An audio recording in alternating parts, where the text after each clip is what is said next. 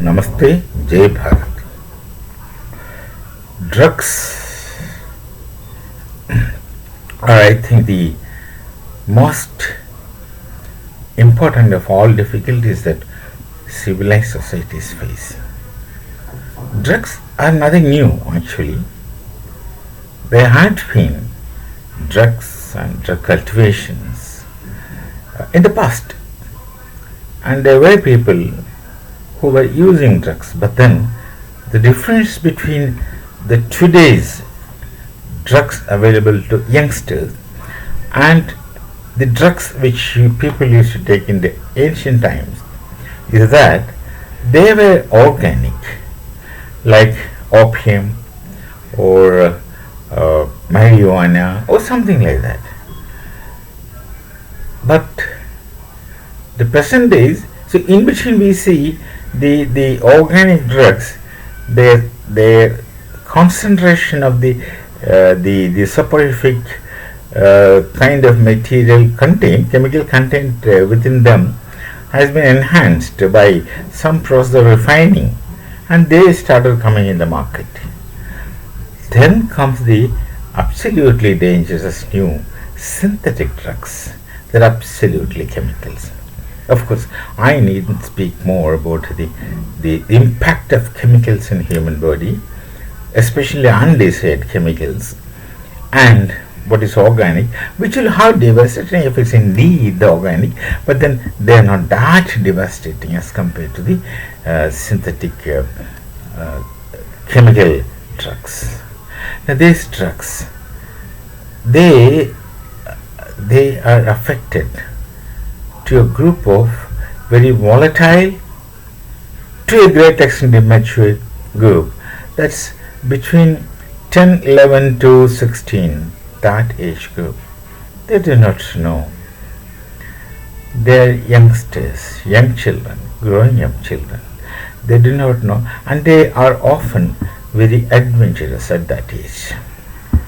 They feel like doing something new with full life enthusiasm and great adventures.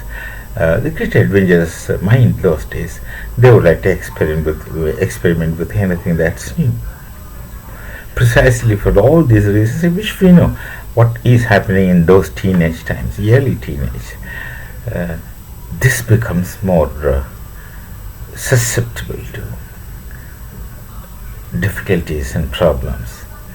Now, these drugs are available. The problem with them is that for many people, usage of one of these chemicals maybe even once sufficient to make them addicts. Addiction means you're handicapped, you're finished. You can't do anything. There are de-addiction centers, but by the time de-addiction is done, the greater damage is done to your mind and body. Mind and body, that's a problem. It's not just body, it's mind and body. So a person is totally destroyed. Now, how to counter this drug is the area which people address on and often in many kind of the consciousness making drive, awareness drive, and all kinds of things are there. But I'm talking about Bharat, in this nation. The most important thing, if it is imparted dharma, then these dangers won't affect our generations. A child who is brought up in a dharmic background, now don't confuse dharma with religion. Dharma is a set of values which people follow by virtue of tradition and hereditary. So if a person is brought up in a dharmic background, he is less prone to this kind of external negative influences. He knows where he stands and he knows his roots. And this is important. You should know where you stand. You should know who your root, where are your roots. Not that you begin your hereditary search from some given point in time which is of convenience to you. No. Let's take it from the beginning, whatever is available to you, and see what the ancestors have taught, they tried to teach us, and take things positive which you feel like positive. So ultimately the individual is what is important. In Bharatiya knowledge tradition, that's what the Mimamsa philosophy speaks of. If you're convinced, then yes. If you're not convinced, don't. It's up to you. It's up to you. Many times I said this. Bhagavan Shri Krishna, after giving the advices to Arjuna in Bhagavad Gita, tells him, see, I told you for quite a few things.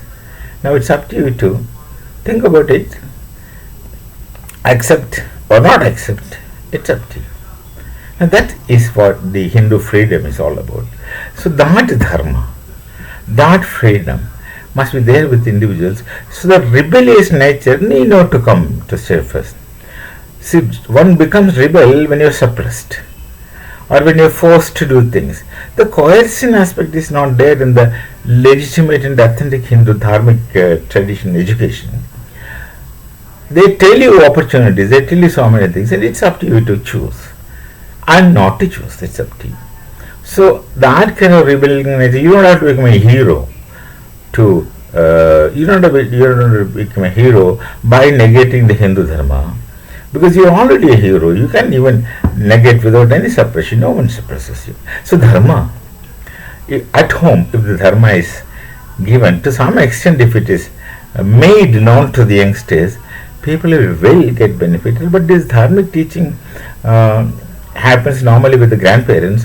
But these days, people in search of jobs, in their competitive corporate existence, they won't have time, and most families are nuclear families. The grandparents are not there every time.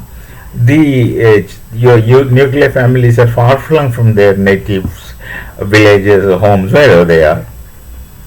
So they don't have time. But there has to be a balance which one has to strike. Do something. There are pathshalas.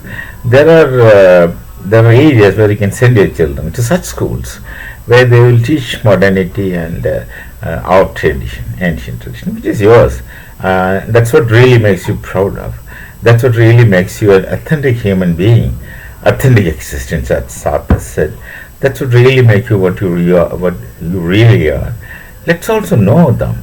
It's not that you don't have to understand what happens elsewhere. You have to understand, but rooted in tradition, rooted in your history, rooted in your knowledge tradition, and then get connected to whatever you feel like.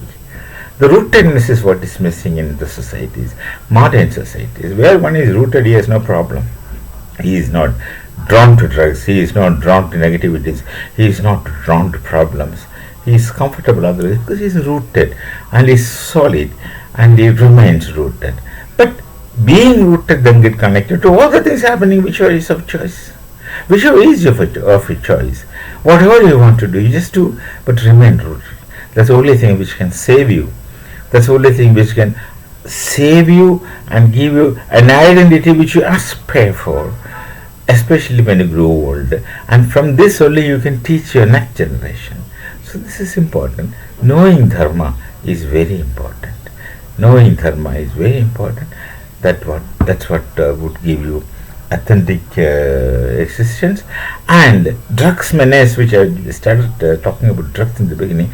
Drugs menace becomes not a serious problem to such people. It cannot affect you. You don't become impulsive to something fanciful just like that. There is always some catches, always some the mooring and bearings of righteousness above your head. So the families, the parents, the elders should somehow teach some stories of epics are there, stories are there, and through them this dharma can be imparted. Important it is. So we shall meet again with another thoughts. Till then, Namaste, Jai Bharat and Jai Shri Ram.